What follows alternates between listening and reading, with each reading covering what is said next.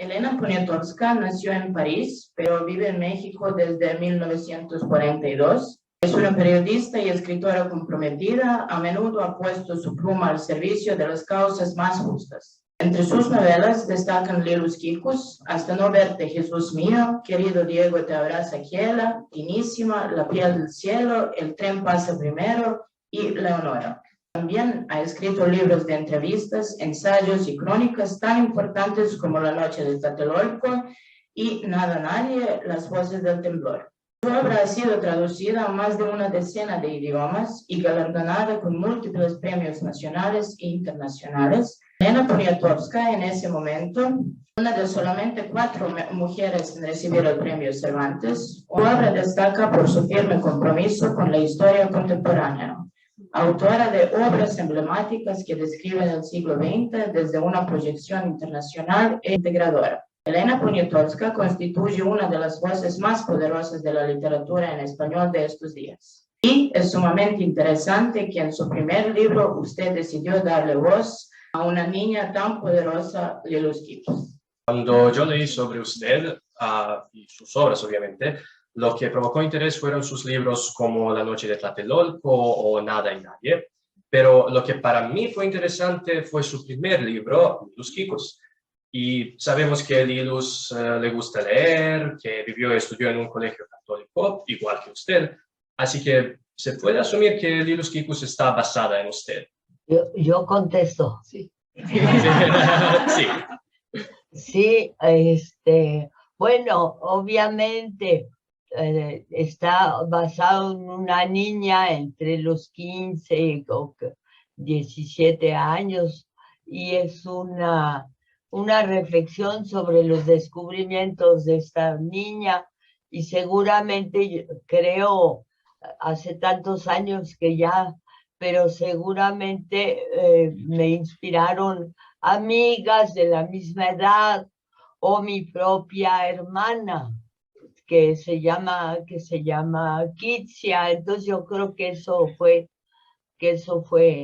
la base para escribir la motivación para escribir sobre una niña. ¿Es más difícil de escribir partiendo de su experiencia o de otros?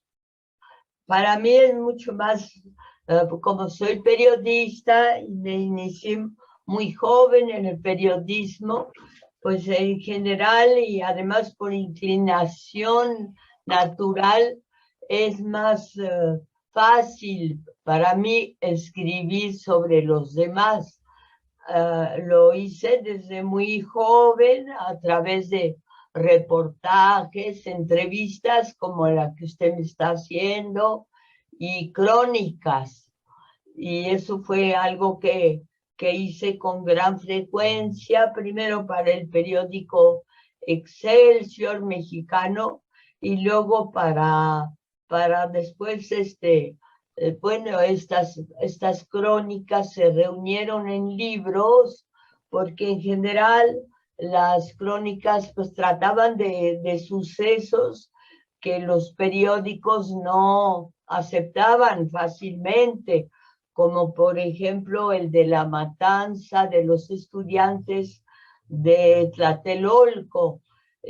Todos los artículos que yo hice en esa época fueron rechazados por los periódicos, entonces yo tenía en mi mesa de trabajo una pila así de artículos y de manifestaciones y de diálogos con jóvenes y me preguntó Neus Espresate, la directora de la editorial ERA, me dijo, ¿y qué es eso?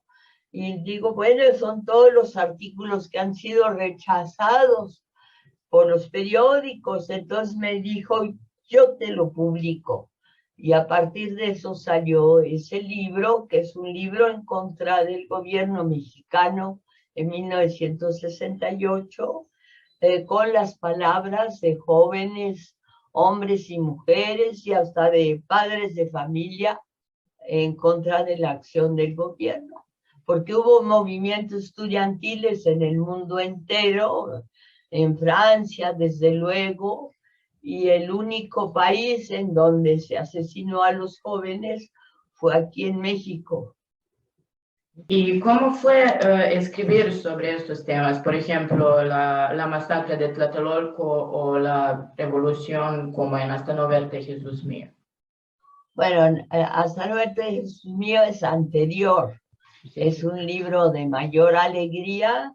Es una mujer a la que es un libro finalmente basada en una persona real, una mujer muy pobre que lavaba la ropa en esa época sobre una especie de piedra y luego la retorcía y luego la tendía, y todo eso fue, yo escuché que hablaba con otra mujer y me pareció extraordinario lo que ella decía. Me gustó muchísimo su carácter, su valentía, y le fui a decir que yo quería oírla, que yo quería irla a ver. Entonces me puso todas las dificultades de la tierra. Me dijo que no tenía tiempo para una Catrina, es decir, una muchacha rica o bien vestida, que le iba a ir a quitar el tiempo. Y finalmente la convencí, gracias a, pues no sé, a todos los santos, a la corte celestial. Y entonces ya fui a verla y siempre estaba enojada, pero porque en esa época las grabadoras eran muy grandes, no eran esas cosas maravillosas que hay ahora, eran enormes, y me decía que yo le robaba la luz, que le quitaba la luz. Entonces fue porque yo tenía que enchufar la grabadora para grabar, y finalmente ya nos quisimos. Me di cuenta que yo le importaba porque un día llegué tarde y la encontré en la esquina, en la calle, así de pie, y me dijo: ¿por qué llega tarde? Me está usted haciendo perder mi tiempo. Yo ya tengo bastante aquí parada, esperándola. Y entonces ahí me di cuenta que para ella sí era importante que yo fuera a visitarla. Y ya se hizo una amistad muy cercana hasta su muerte. Y cuando hablamos de estas mujeres trabajadoras, usted ha elegido en este libro para contar la historia de una mujer no tan conocida por la sociedad de México. ¿Y por qué usted eligió precisamente esta protagonista para representar la lucha y los problemas de las mujeres dentro del ámbito íntimo como del ámbito público? Porque primero, como dije antes, porque la escuché, la oí, me encantó, me deslumbró su carácter y su fuerza, y también porque era un mundo para mí nuevo, desconocido. Yo nunca había oído una voz así de fuerte, así de definitiva, y me acerqué a ella me rechazó. En cierta manera me maltrató, me dijo que era una Catrina, una niña que se veía a leguas por cómo estaba yo vestida, que no servía para nada, pero finalmente ya me aceptó, y hicimos una amistad, pues yo creo que muy poderosa, muy fuerte. Hemos notado que en estas dos obras, querido Diego de Brazaquela y Jesús Hasta no verte, Jesús mío, usted describe a dos mujeres que viven solas y se sienten solas, y que sus soledades eran las cosas importantes para su emancipación. Y nuestra pregunta es: ¿por qué la soledad era el motivo más adecuado para escribir y describir su mundo interior?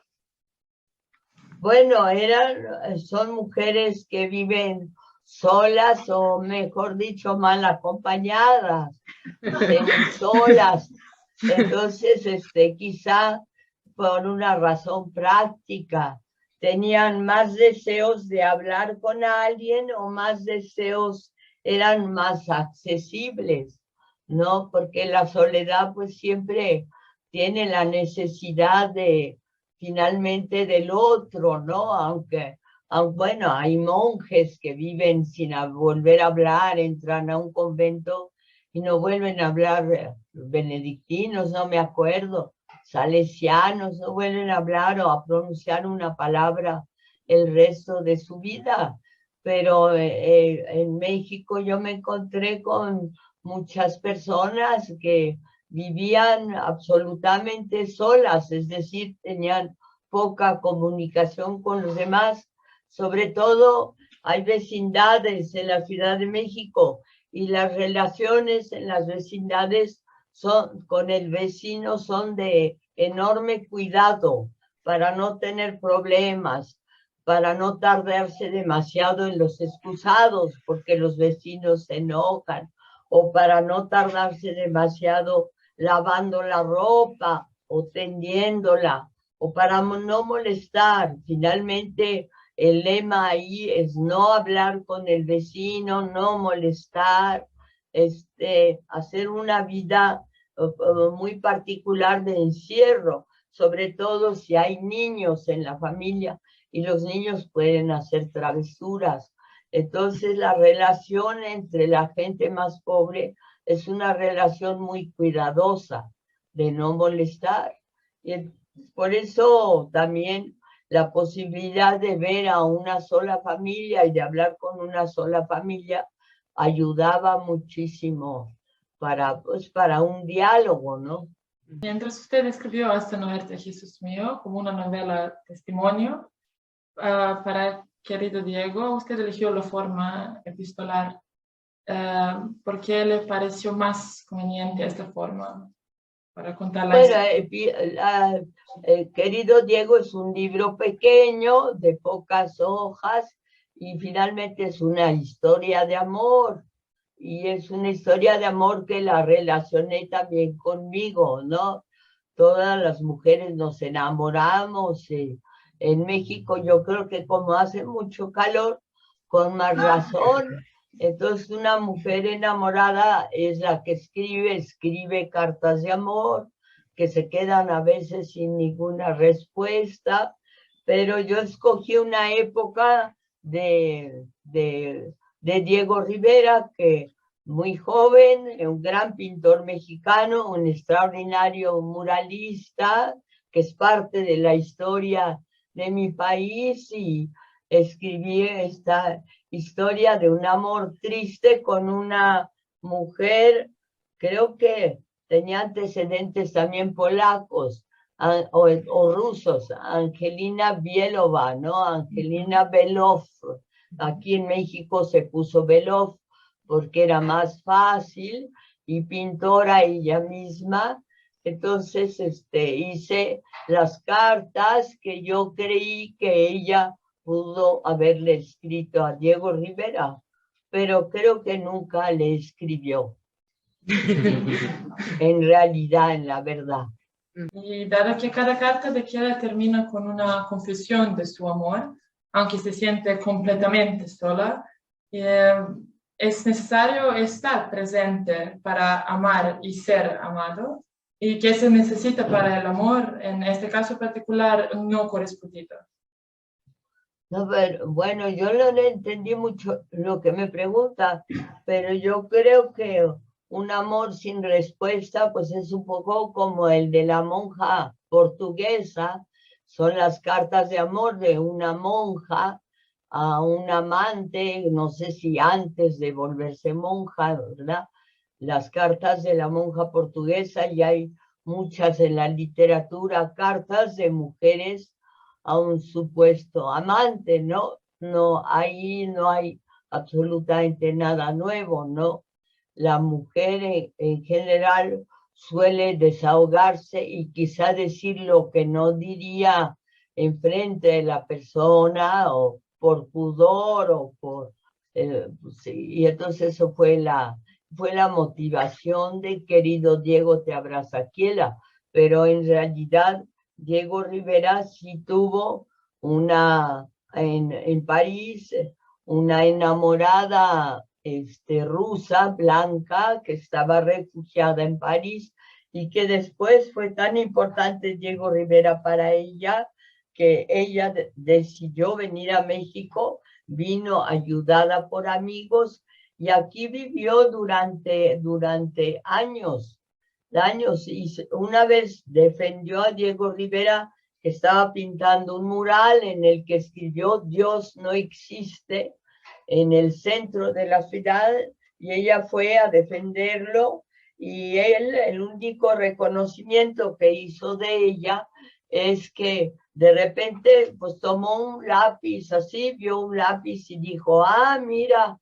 a Angelina se le olvidó su lápiz o su pluma. Eso fue, bueno, no había plumas atómicas como ahora, pero supongo que era un lápiz y dijo, mira, la olvidó, pero nunca la volvió a ver porque incluso pasó junto a ella en el teatro y no la reconoció. Pero teniendo en cuenta que escribió en una época en que Diego Rivera era uno de los pintores más queridos, como usted ya ha dicho, tanto en los círculos artísticos como en el pueblo, se encontró con reacciones desfavorables o negativas de la gente de entonces y en círculos culturales en general. Que sí, reacciones desfavorables ¿a quién? ¿A mí? Sí, sí, sí. Que si yo tuve, no, yo nunca, yo tuve mucha suerte. A mí nunca me trataron mal, al contrario, pero yo tenía todas las cualidades para no caer mal, porque soy muy chiquita, quepo en todas partes. Si fuera yo una rubia despampanante que llama la atención, yo me puedo meter como un ratón entre las multitudes y puedo hacer todas las preguntas. Y me responden un poco así, que como barriéndome fuera de la historia o fuera de la vida. Y eso me ha ayudado muchísimo. A mí me daba tristeza ser tan pequeña cuando era joven, porque entraba yo con las niñas de kinder a la iglesia y ya tenía yo 18 años. Entonces me daba tristeza, pero también eso me hizo superar, porque las que se sacaban primer lugar en las mejores calificaciones, eso era en inglés, en Filadelfia, entraban las primeras. Entonces eso, mi razón fue muy pedestre, muy corriente. Mi razón no era querer tanto a Dios y rezar tanto y eso, sino entrar con las primeras a la iglesia y no entrar con las del kinder o las niñas más chiquitas. Pues Octavio Paz señaló que en su prosa se descubre el arte de escuchar, y obviamente usted ha mencionado que hizo entrevistas con gente muy importante para la cultura o la vida cultural de México, como Alfonso Reyes, obviamente Diego Rivera, Octavio Paz, Jorge Luis Borges, Juan Rulfo y mucho más. ¿Hay alguna entrevista de tantas que usted hizo que recuerde más? Bueno, recuerdo mucho las entrevistas con Borges, porque a él lo pusieron en un hotel que había cabañas, las cabañas eran muy frías, él tenía mucho frío, y yo fui a buscar una cobija para que pudiera ponerse sobre sus rodillas. Y también recuerdo entrevistas en general, como las escribía al día siguiente, pues me impresionaban. Recuerdo entrevistas con las grandes actrices, con María Félix, era una bellísima mujer, y pura gente que ahora ya murió, porque también la belleza muere, se va, desaparece, y con todas las entrevistas pues eran para mí pues una oportunidad de entrar a un mundo que no era el mío, ¿no? Entrevistar a un torero, recuerdo que entrevisté a un torero que se enojó, muchas gentes se enojaban conmigo. Yo le pregunté a un torero, ay, ya se me olvidó su nombre, uno que nunca terminaba. Bueno, no importa, un torero que era un toro, se enojó, me dice, un bicho con cuernos, como diciendo, pues usted es un idiota, ¿cómo es posible que en su periódico envíen a alguien tan incapaz, ¿no?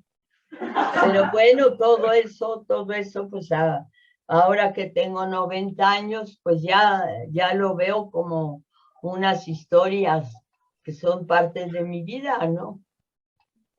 ¿Y prefiere hacer entrevistas con gente, digamos, famosa o con gente anónima? No, muchísimo me gusta más lo que me gusta finalmente en la vida y lo que he hecho todos los días casi, hasta los domingos, es escribir. Entonces a veces son entrevistas, pero a veces también son crónicas. Y a veces el problema no es problema, pero mi realidad me llevó a hacer entrevistas porque finalmente era una forma de conocer a México. Yo llegué a México a los 10 años sin hablar una sola palabra de español y entonces a través de la gente, a través de la comunicación en la calle, sobre todo porque entré a una escuela que se hablaba inglés, ¿no? Entonces aprendí inglés muy joven y aprendí español al mismo tiempo, pero no en una escuela, sino con la gente. Y eso me acercó muchísimo a la gente de la calle, que aguantaba mis preguntas o me aguantaba a mí. Pues quiero volver un poco a Lilus Kiko, si podemos. En el libro la gente mayor no se esfuerza de entender a los jóvenes. Y no sé si usted cree que todavía la gente mayor no trata de entender a los niños o a los jóvenes en general, y no solo entendernos, pero también que no nos valoran. No, yo creo en México, yo sí siento que ha habido movimientos estudiantiles, pero usted tiene que recordar tomar en cuenta sobre todo que, por ejemplo, en 1968, en Francia murió un estudiante, pero por un accidente. Él se equivocó y saltó de una pared en Jussieu, demasiado alta, calculando, y se lastimó, ¿no? Pero en México, pues es el único país donde entró el ejército a una plaza y donde desde los techos de los rascacielos, los edificios de Tlatelolco, había hombres que tenían un pañuelo blanco o un guante blanco en la mano y así se comunicaban, y cosa increíble, inaudita, desde lo alto de los edificios empezaron a tirar, se oyeron disparos desde lo alto sobre una multitud que corría entre los edificios hacia una única salida entre los edificios, porque cuando se dieron cuenta de que les estaban disparando desde lo alto. En el cuento, otra vez, en Lilus Kikos, en el cuento que se llama Las elecciones, después de ser golpeada en las manifestaciones, Lilus imagina cómo escribirían sobre ella en los periódicos, si ella lo imagina así. Los periódicos publicarían su retrato con la noticia: Lilus Kikos seduce al pueblo. Y en la sección de sociales, la guapa Lilus Kikos, luciendo un precioso vestido, defendió horrores a su partido, etcétera, etcétera. Me parece que usted escribió esto con la idea de mostrar cómo se escribía sobre las mujeres en los periódicos. El enfoque estaba en la apariencia física de las personas y no en sus actos o palabras. ¿Cree que algo ha cambiado desde hace casi 70 años? Bueno, yo creo que sí, yo empecé a trabajar en la sección de sociales del Excelsior, donde se hablaba de vestidos, de cócteles, de moda, de París, de todo eso, y allí era una sección bastante frívola. A mí me tocaba hacer crónicas de bodas, cómo era el vestido de la novia, el tul, todas las historias. Y claro, bueno, eso se refleja también quizá en la novelita de Dilus Kikus, porque era lo que yo hacía como periodista o como reportera en esa época. ¿Cree que algo ha cambiado desde entonces?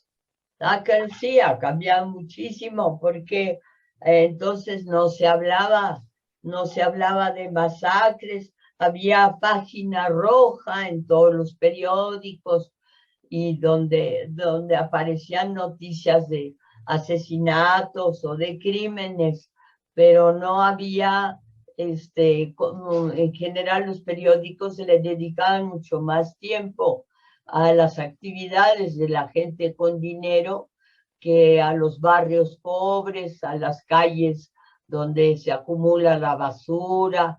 En fin, ellos no eran noticia. Las noticias estaban entre los políticos mexicanos que habían surgido y pretendían casar a sus hijas. Me acuerdo que en esa época había muchos llamados showers. Showers eran regalos para la que se iba a casar. Entonces, ¿qué les habían regalado en México? En un momento dado, entre los políticos, había showers de Cadillacs, de coches para la novia. Entonces le regalaban un Cadillac y era muy normal, regalaran coches y servicios de plata inmensos, en fin. Casarse en México para una joven reconocida, hija de políticos, pues era poder vivir de los regalos de los próximos 15 años de su vida de casada, de la cantidad de regalos que recibía. Bueno, a la medida de su importancia, si era hija de un político muy importante o de un rico, la riqueza atrae más riqueza. Han cambiado las cosas, las situaciones sociales, sobre todo en México. Sí, claro, han cambiado porque ahora a través de una universidad que todos amamos, la UNAM, Universidad Nacional Autónoma de México, muchísimos jóvenes ya tienen la oportunidad de ir a la escuela, de recibir una formación, una educación.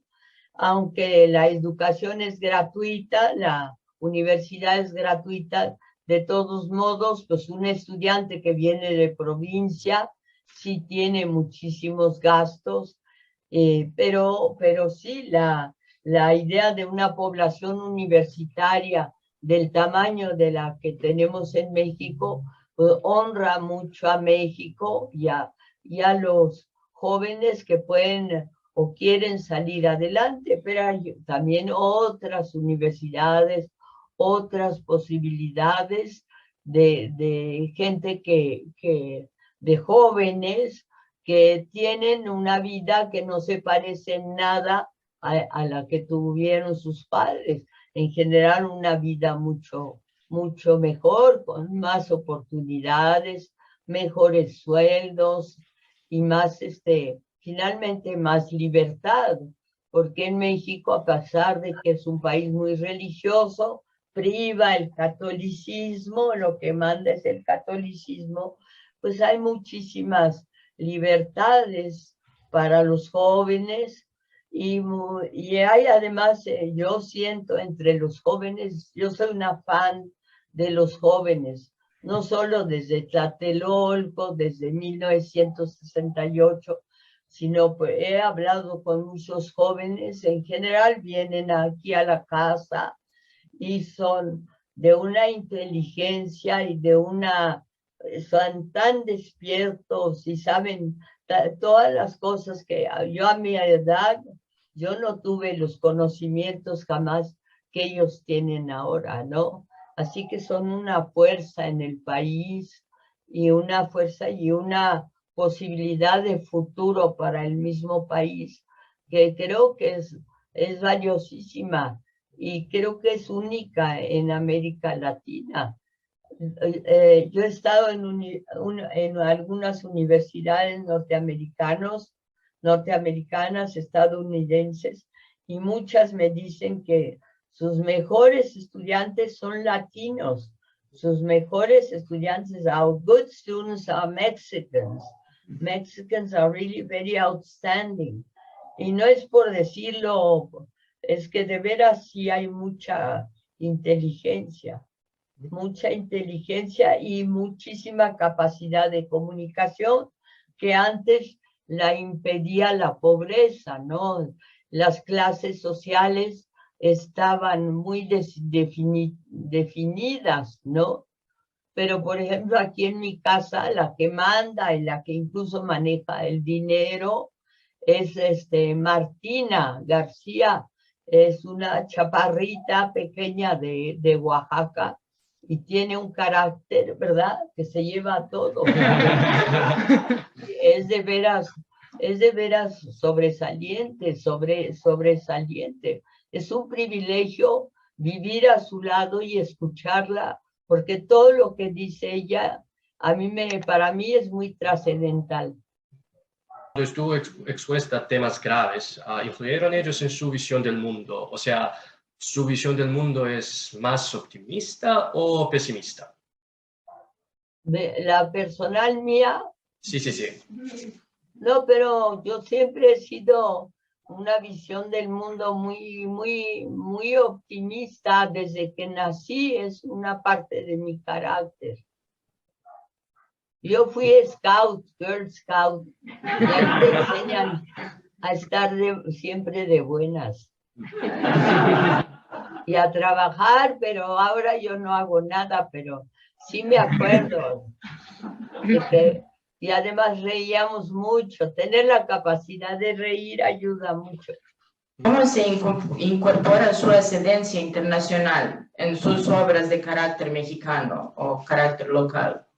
No, pero yo no incorporo nada. Yo no creo que haga Mexican Curioso, ¿sí? No, simplemente es parte de la vida de todos los días. O la suerte a veces de gente, que te digo que ayuda mucho mi físico, ser chiquito, porque la gente confía y dice, ay, pues la gente en general con mucha facilidad cuenta su vida. Entonces yo de esas vidas, todas esas vidas, pues saco una especie de resumen, ¿no? Pero no tiene que ser, no es porque sean mexicanos, ¿no?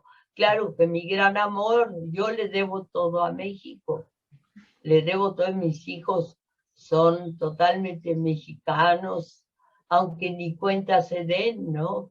Y además yo estuve casada con un gran mexicano que amó mucho el cielo, las estrellas, Guillermo Haro, y que se preocupó muchísimo por los mexicanos, por que los jóvenes salieran adelante, por hacerlos estudiar, hacerlos trabajar y todo.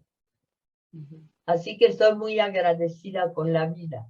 Hemos visto que usted ha prestado su voz a Coco en la película Coco, obviamente, y también a Cuca en la película Jico, creo. Y a mí esto me parece genial. Tal vez hizo esto porque piensa que la niñez es la parte más importante, más bonita de la vida, ¿o alguna otra razón? No, eso fue de pura chiripa. Creo que sí. Además, muy fácil que yo fuera la abuelita de Coco, porque ya tengo voz de viejita.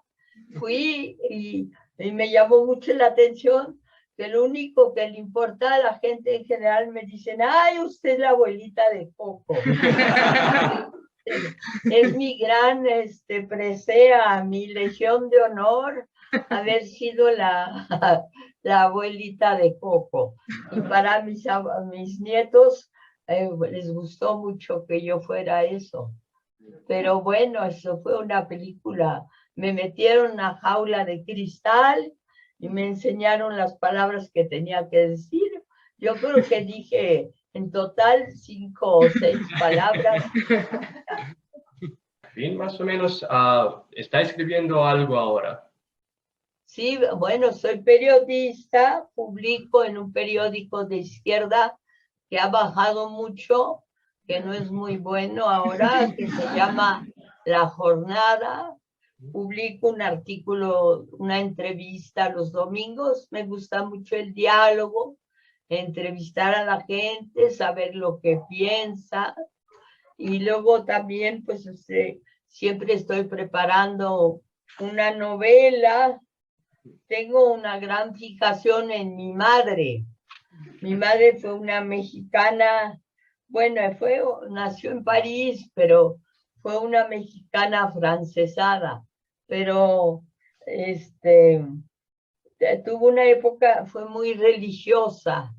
Y todo eso a mí me da muchísima curiosidad porque es todo lo que yo no soy, todo lo que ella, y siempre, y era muy bonita, lo cual yo supongo que de niña me impresionaba tener una mamá que me daba las buenas noches, olía muy bonito y era muy, muy bonita.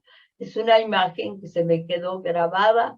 Entonces, antes de morir, pues quisiera hablar de esta imagen y de lo que ha significado, pero pues eso ya es todo muy personal. A mí en general lo que más me ha interesado de México, de mi país, de la vida que yo he llevado han sido los problemas de los demás, quizá porque finalmente tengo el privilegio, soy una gran privilegiada en un país donde hay muchos millones de gentes que no tienen oportunidad, ¿no? Entonces, pues por lo menos no sentirme tan culpable por mi privilegio, ¿no? Este año también se publicó la primera traducción serbia de una obra suya de la novela El tren pasa primero. Y nosotros tenemos acá a la traductora de la novela, Snežana Jovanović, y le paso la palabra. Ay, muchas buenas. gracias. Solo quería saludarla, presentarme. Me llamo Snežana, porque he pasado varios meses en su compañía traduciendo esta novela, que ha hecho muy buen trabajo, pero también me ha hecho sufrir, que lo sepa. Me ha encantado poder conocerla, no solo de manera indirecta, sino poder hablar un segundito con usted. Y quería mostrarle, no sé si se puede ver, me tienen que ayudar los jóvenes, que no me entero demasiado. Esta es la portada del tren pasa primero. Sí, se parece a la edición mexicana. Qué bonito, me gustará mucho recibir esta edición y le agradezco mucho todo este trabajo, que ha de haber sido muy, muy difícil, ¿no? Porque es un español que usan más bien los trabajadores, no es así, no es un castellano, como se dice. Así que sí entiendo que ha de haber sufrido muchísimo. Sí, con muchas referencias culturales, varios boleros que ha insertado en la novela, luego la flora, la fauna, platos, y luego las partes del tren, del mecanismo del tren. Eso ha sido una trampa para un traductor muy grande, pero sí, he disfrutado muchísimo intentando traspasar el libro a nuestro idioma. Y con mucho gusto le voy a enviar este libro. Ay, qué gracias. Y yo le escribiré para darle las gracias. Muchas gracias. Me da mucho gusto. Encantada de conocerla.